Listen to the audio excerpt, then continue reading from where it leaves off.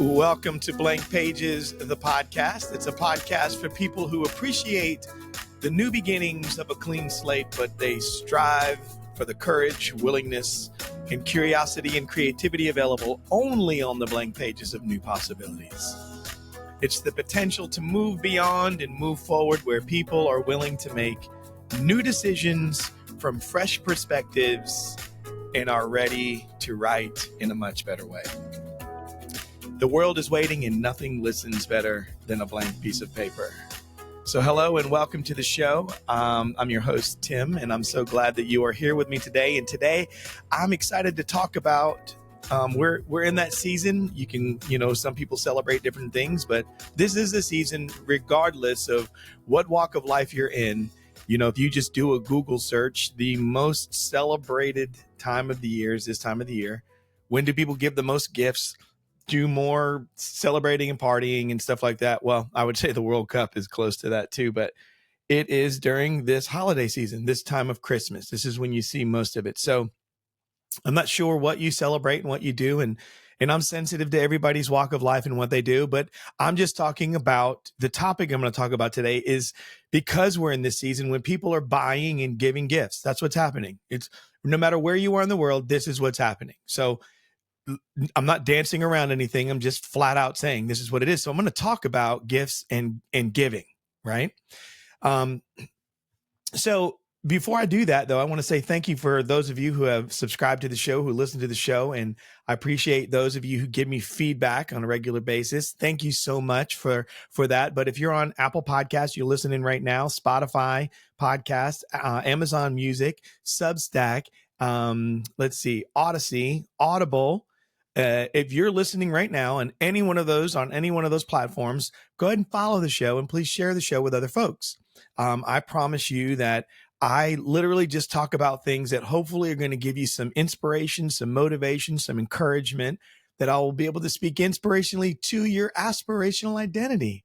I believe in sharing things that have shelf life, that you could always go back and listen to an episode and pull off something that is just going to help you with those things that people like to call soft skills in life, relational things in life, your emotional intelligence, however you want to view it.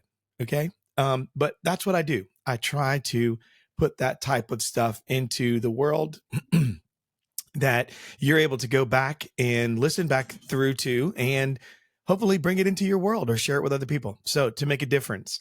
I'm also excited about the launch of the community, man. I'm so excited. 2025 is right around the corner. So if you're interested and you want to be a part of a community that is going to spend the next year, 2025, going through some frameworks that are going to help you change your life. It's called Lift for Your Life, is not the community name, but the framework I use is Create Lift for Your Life. And we go through a way, it's a tool, it's a framework that I have developed over years that will help you pick anything in your life, any area of your life. You want to improve your relationships? You can use this. You want to improve your business? You can use this. You want to work on your money? You can use this. You want to work on, you name it. Your health, you can use this. So I like to look at 5 key areas of our life: emotional, mental, physical, spiritual, and financial. Those are fitness areas that you can work on. So in this community, it's so easy for you to get involved. And if you're interested, it's not too late to get started, to jump in. We're in the beginning stages where people are choosing their word for the year. So we really roll it out hot and heavy on January 1 of 2025. But also people, now you're not too late. Say you miss it. You're listening to this episode and you're going, oh my gosh, we're already in January. Don't worry about it. The way it's set up is you can join in and then the people in the community will help you along as you go. So there are replays and things that will, whenever I do any video and we do any engagement, any of the sessions will be put in there. You're able to jump right back in or jump in and get caught up and also work on your own. And you don't have to be glued to a screen and glued to your phone. The cool part is no matter what you pull up, whether it is your computer or on your phone, your personal device, everything is in an app. You don't have to jump around to this thing, to an email, to a text message, to all this stuff. It's all in one location, always updated. No ridiculous, oh, this needs to be updated, that needs to be updated. Everything is in one location. The videos, the material, the community, the chats, everything. And the other part is there are no noisemakers in there, meaning people aren't trying to hustle you, sell you things. These are people that are all working on their own stuff, their own things, and they're trying to get better at being human themselves, trying to bring change and transformation into their life. So if you're that person and you're interested, it's very simple. Go to a browser on your phone or on your computer and simply type in theuphill.community. That's it. THEUPHILL.community. And it's simple. Read through it, click on the link, and you can get in. You can join monthly, or you can go ahead and just pay annually. Now, there's big savings. It's $48 a month, I believe, to be in the community. But if you choose the one-time payment annual, you click it, it's $100 off of what it would be the sum total for annual. So you get $100 off if you just go ahead and take care of it, knock it out of the way, so you're not doing these monthly things.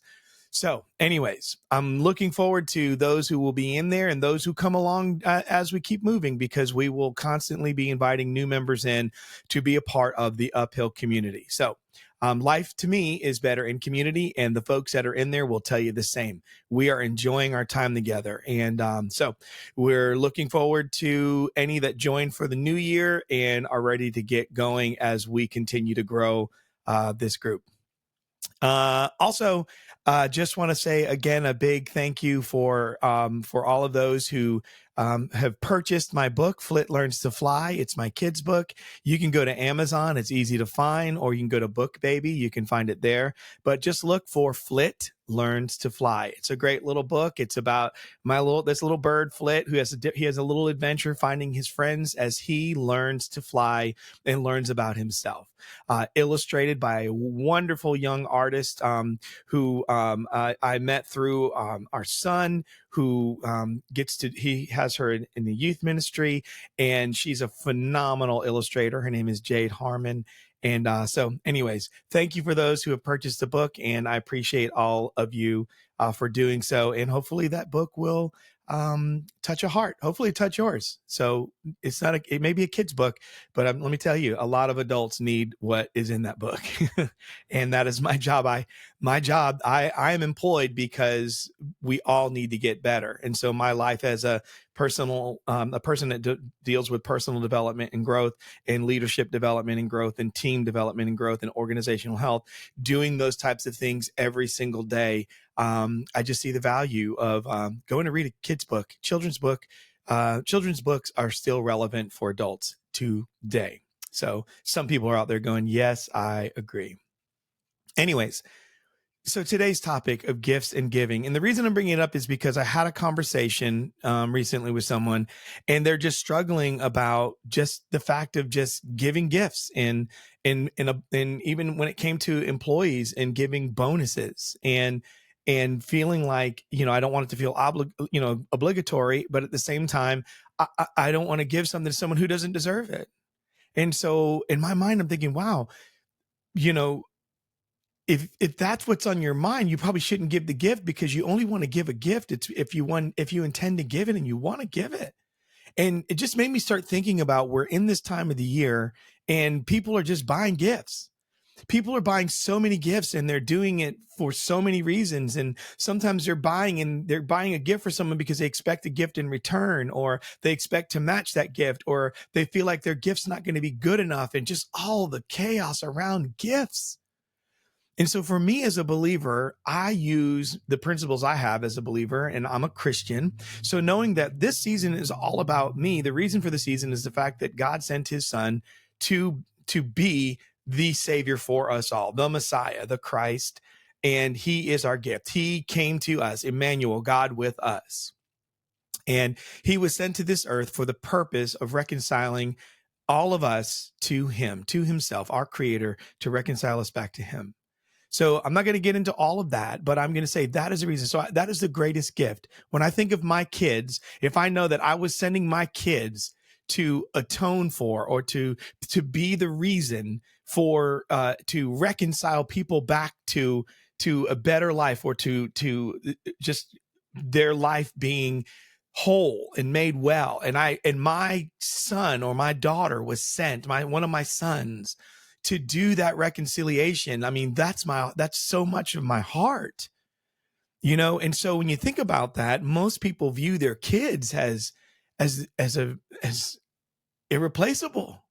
They're a blessing. And I mean, there's no amount of money you would trade them for in the world. And so to give one of your kids to something is, to me, extravagant giving. And that's how I view this season, or any time that you're going to give a gift. So if you don't celebrate the season, that's fine. If you don't celebrate Christmas, you do Hanukkah. If you don't do any of those, you do something else. Whatever it is, if you ever give a gift, if you're giving a bonus, if you're giving just a gift, a birthday gift, if you're giving an anniversary gift, a Valentine's gift, just any kind of friend gift, you're doing anything that's considered a gift. I just want to talk about gifts. But since we're in this time, I'm going to give you a couple of areas. So I'm going to talk briefly about gifts and giving for friends and family, gifts and giving for employees and coworkers, and then gifts and giving for just to those in need and to people you don't know, strangers. Okay? Because I believe in all of those areas, those three categories: friends and family, employees and coworkers. This is where we do most of our life and time. And then what's around us, people, there's more people we don't know than we do know, those in need and those we don't know, strangers. Okay. So here we go. I'm not going to take a whole lot of time on this. I just want you to look at how you give your gifts. And so for me, this is kind of how I do it. And I'm hoping I can inspire you to look at how you do gift giving.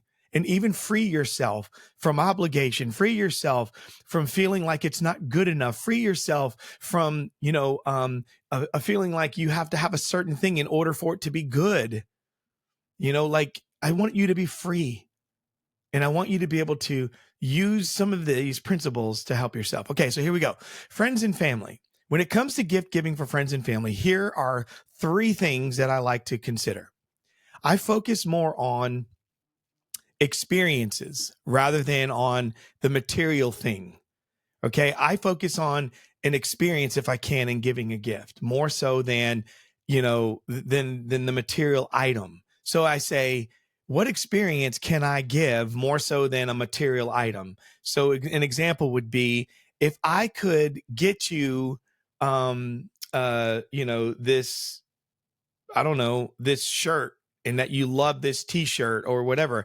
I mean, that's great. Now, if it's a t-shirt tied to an experience that makes the memory, then awesome. So let's just say a friend of mine, that we went to a conference together, and in that conference we learned something, and in that learning that we learned something that was life-changing, and there was something that was said there that we both now have that resonates between the two of us. And he and I, when we talk, we know that when we say that word, it means something, and where it goes and what it provokes within us and the memories that it has. And then I see a shirt with that word on it and I buy that. So now the material item has value because it's focused and it has an idea. It's around an experience. And so even if it's not a material thing, so there is no t-shirt, what if I could get them because of that thing that we both have shared, that I could even say, here, I'm going to get you something to go do that again. Here's a ticket. I'm going to buy your ticket to another conference just like that. Not hoping it would be exactly the same, but it's building upon that. So what can you do that either brings, if it's a material thing, that it brings in the lasting memory or builds on a memory, or it's something that if it's not material, that you can take something that you already know about them, something that's special, something that is there because you pay attention, the person you're buying for, and then you get them that thing. Okay. Another one is, what if you made something? What if you painted something? If you're an artist, what if you wrote something? Personalized things and items, man, they show thoughtfulness. If you're a songwriter, write a song for someone. That'll make a person feel so special. If you write, if you paint. If it's you're a craftsman, make something.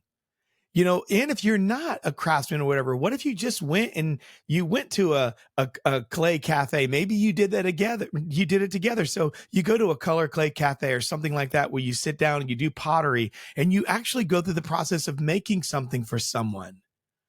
Or it could just be a meal for the friends and family. Maybe they're always cooking for you and you're just going to cook for them. Okay.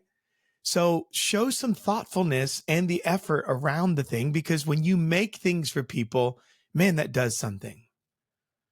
The other thing that I want to say for friends and family as an alternative beyond just buying something, remember, if you're going to buy something, make sure you know who you're purchasing for and the reason you're purchasing it, right? So don't just buy things that you like for people. Don't just buy things because you think it would be cool. You want to buy with a person in mind. And I get on a soapbox with this because I hate if somebody gives me a gift and they give me a gift receipt with the gift. Because now if it's something they know that I like, but they don't know if it's the right size, okay, I get it. But if they're buying me something because they're just getting something and they don't really know me, but they just want to give me something and here's a gift receipt just in case you don't like it, it just makes me think, man, could you have been a little bit more inquisitive? Could you maybe have investigated a little bit more? Could you have tapped somebody on the shoulder that knows me and said, hey, could you have called them? Could you have emailed them? Could you said, hey, I just want to know this about Tim. I mean, put some effort back to the effort part. Take a little time so you don't have to give a gift receipt. And look, if all else fails and you really want to give something material, then buy a gift card if you don't have the time. But don't give things with a return already built into it. People can reject the gift, but don't come prepared for it to be rejected. That's just a better way to look at it. So the other part is, I would say, in gift giving season and time is and I just added that a little extra, and that was a little sidebar. But prioritize quality time together over an expensive present. So if you can just dedicate, like, make a little coupon book of, if you have a kid, I'm going to spend this much time with you. Do one for each month, and time together coupons that your kid can walk up and hand to you, and you need to redeem them. Now, remember, it's very important for you to understand that you can't just give it to them and then, oh, I didn't mean that. Like, you really need to make sure that you mean what you say when you give the gift. Okay. So here's another one. This is another category. So that's friends and family. Here's some ideas for employees and coworkers, things that I like to use.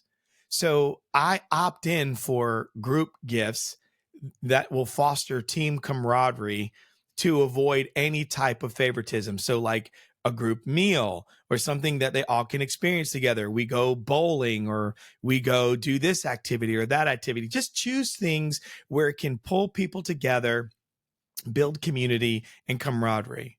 The second thing that I would promote or to encourage you to do is choose some practical work-related items that enhance that recipient's professional life, right? So if I could help them in the work that they're doing. So if they're a barber, right? I got friends that do they're barbers, and man, they're artists. They're great. So for me, I would, if I knew that, I'm in there, if they were trimming up my beard or finishing me up, or I was having a conversation with them and maybe they were talking about, man, they keep, I don't know, maybe they've damaged their great clippers and man, they're not doing so hot right now and their clientele is a little low. And so maybe I buy them those clippers. Right? That's the kind of thing that I would do if it's a friend, whatever. But if it's a coworker, I would do the same thing. Or if they worked for me in my barber shop, I would do the same thing.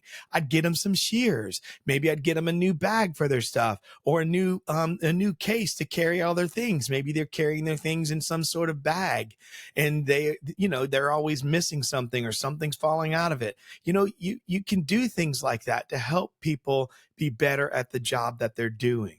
So think of practical ways of doing stuff, helping people to be better.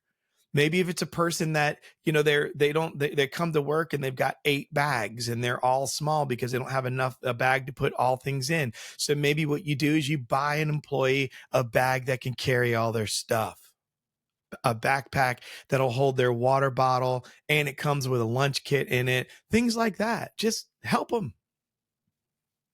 The third thing that I would consider with employees and coworkers is, consider alternatives like organize like a team building activity or doing a volunteer activity together, right?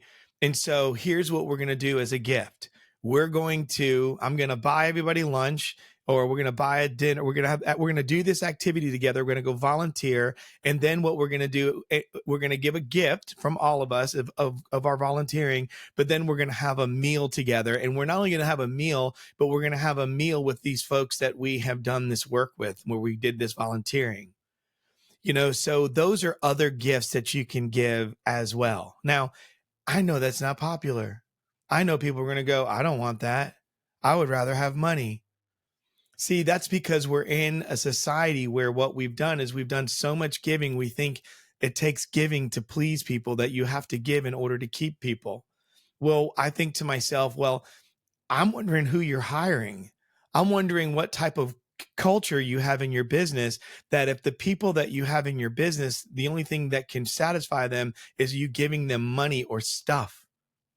Because when you hire someone, you should first know that you're aligned with them, that your values are there, that you do that type of interviewing, because you want to know who you're bringing into the community. Who are you bringing into that business? Who's coming into the culture?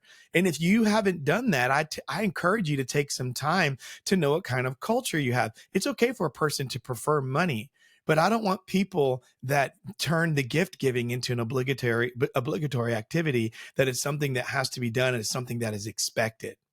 It's kind of like this for me. And I did the service industry. I washed dishes in a restaurant. I was a prep cook, and then I cooked and I waited tables. But the one thing I never did was take a tip from somebody. And yes, there were many cheap people. Unfortunately, the service industry has had to resort to that because people won't tip is taking it. But it's no longer gratuity anymore when you take it. You're making it a fee. It's a service fee, not a gratuity. A gratuity to me is what I give because of the quality of service. Now, hear me again. I know that people don't pay attention and they don't give anymore. And people are like that. And I get it. And I'm so sorry that if you've experienced that in your life, but it's not everybody. So when you are thinking about the people that you're bringing into your world and that you're hiring, you still want to work on those types of individuals. You want to be properly aligned. You don't want people that are takers and don't understand giving, because if they only take and they don't understand giving, it's going to be very difficult when it comes time for them to subjugate their own needs for the needs of the team, which ultimately will contribute to a dysfunction in your organization. That's a whole nother topic. So that's employees and coworkers. Now, this is one of my favorite areas: to those in need and people you don't know, strangers. That is the biggest people group around you, people you don't know. Everywhere you turn, there's someone you don't know. There are someone 100 feet from you that you don't know. When you're in a store, you don't know. When you're in the grocery store shopping and buying groceries, you don't know. You don't know. Every time you get out of your car at your favorite place that you like to go, you don't know. You're going down the road passing people you don't know. This is every single day. Thousands and thousands of people that you don't know. Thousands and thousands of opportunities to be a gift giver. So here's how you can put it in a practical way, in a manageable way to do it. Number one, you can donate to reputable charities that align with the recipient's values, right? So what are some charities that would align with some values, or actually you, the giver?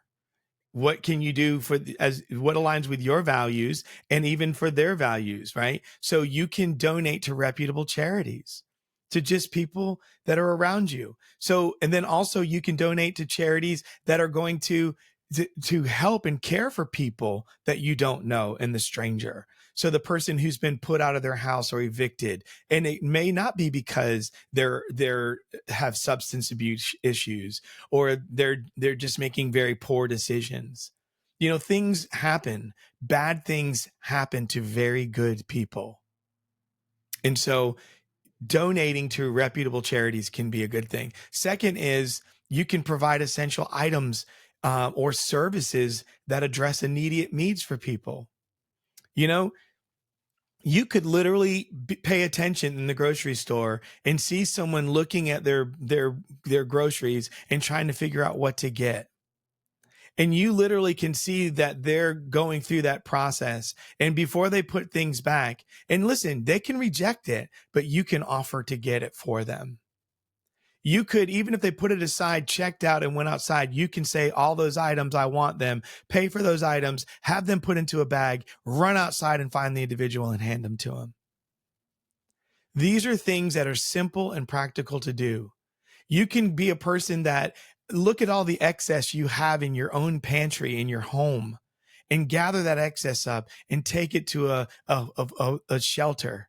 You can get food in that you are clothing that you have and take it to somewhere and not try to get money. Don't just try to make money off of Facebook Marketplace or on eBay. Yeah, you can do that if you want to, but sometimes you can just give a gift. You can just give it away and stop trying to monetize it. And then you can offer your skills and expertise in helping meaningful ways beyond your material gifts. You know, I'm a coach and I work with folks all the time, and and I get paid well to do my job because I do a good job, and I spend the time and I invest and I become a student of my clients and I learn. And then where maybe there are areas where I struggle and I'm not doing well, I invest to get better in those areas so I can continue to earn well. But then there are people who can never pay for what I do. And you know what I do? I do it for them anyway, even though they can't return it. And that is something I want to say to you. It's real easy to give gifts to people who can give me something in return. The best gifts, the best serving, the best help, the best love, the best care is doing that for people who can't give it back to you the same way and aren't in a position to do so. That's when you know that you are giving from a place that I believe is healthy and pure. So I want to give you a couple of guiding and steering principles that I use, and I don't know how you'll look at these, but these are two things, or they're actually three that I'll use that are, for me, they're biblical, and that's how I put them to work. So it's the principle for me that it's better to give than it is to receive. So we need to be giving. To me, giving is living. When you give, the more you give, the better it is in life. And you stop living this life of running around with your hand out wondering what's coming to you. You'll even do business different. If you're a person who's an entrepreneur, or you're out there, it's not going to be how much are you willing to give me for what I do. It's going to be, what am I willing to do and give? And you come in that way first. This is what I want to put into this company. This is what I want to do, not showing up and what are you going to give me? There's too many people now that come. How many days off do I get? What do I get here? And what do I get? It's all about give me. We have a government that throws money out the window to people. We have a government that enables people to just live however, like to live recklessly without thinking about, what it is that they need to do to improve their life. Right? I believe in helping and I believe in assistance, but I don't believe it's the job of anyone to just, put people in a spot to where they don't understand what they need to do. They need to learn the principle of showing up and investing and doing the hard work. So here's a principle that I like to give in everything, and this is in the book of Acts 20:35. In everything, it says, I showed you that by working hard in this manner, you must help the weak. And remember the words of the Lord Jesus himself. And this is what he said. It is more blessed to give than it is to receive. This is coming from the one who gave himself. And so I love to look at that there are people out there and I need to remember them, that it's better for me to think about what I can do to give to them. So when I'm working with people who don't have the ability to repay me, in other words, or to compensate me for my time, that it's more blessed to give to them than it is for them to be able to pay me. And I see that time and time again, that it has never failed. that when I give, and I give because I know the value of that gift, and giving to someone who cannot repay me, that is so much better than if they could. Now, does that mean I don't want people to pay me for the work that I do? Absolutely not. That's foolishness. What I'm saying is I wake up every day and I do what I do. And here's the thing. I do it because I love it. I do it because it's what I'm called to do. I do it because I know that it can help people change and transform their lives for the better. Oh, and I get paid. So because I do it because it's my calling, I'm not stuck on the paid part. I pay attention to it, but I'm not stuck in it. The other thing about giving that I try to do is I try to use a no strings attached. I don't give. What you give is what you give. It's because you choose. I want you to give because you choose to give. I want you to choose because if you say that you love and you care about people, the gift that you give is because you love and you care, not because I expect you should give this back to me. It's a no strings attached. It's you don't hold it over their head. You don't dangle things over people's heads. So give with no strings attached. So this is a proverb, 19:17. Whoever is generous to the poor lends to the Lord, and he will repay him for his deeds. So the thing is I give to whoever, and even if it's not poor, even if the person has the ability, my gift it comes with no strings attached. And if you want to respond, you can. But if you don't, it doesn't matter. It's okay. So the first one is it's better to give than to receive. The second is to give with no strings attached. And the last one is this: always give thoughtfully with the receiver in mind. So the thing that I want you to remember is that, again, imagine the person you're giving the gift to. Who is that person? And you give with them in mind, knowing that this is about them. I'm thinking of them and I know it's their need. It's not me missing the mark and just showing up with a gift just because I have to. Be thoughtful in your gift. So if you're going to give a gift, if you're going to give anything, give with them in mind. So that's it. It's 3 simple things. I gave you 3 areas. It's for friends and family, employees, coworkers, to those in need, and people you don't know, strangers. But if you're going to give, always remember it's better to give than it is to receive. Give with no strings attached, and always give thoughtfully with the receiver in mind. What goes through my mind is another scripture, John 3:17 and 18. But if anyone has the world's goods and sees that he has a brother or sister in need, yet closes his heart against them, how does God's love abide in them? So it says, little children, let us not love in word or talk, but let's do it in deed and in truth. So think of them. Think of who you're giving for. Whether it's a pair of socks, don't buy the socks you like. Think of them. A shirt, an activity, an experience. Have them in mind, not yourself and what you think. If you don't know, ask somebody. But hey, this is the season. Know the reason for your giving. Celebrate it. Be present. And most importantly, the best gift you can give is the gift of your presence. So Merry Christmas. And until next time, we'll talk soon.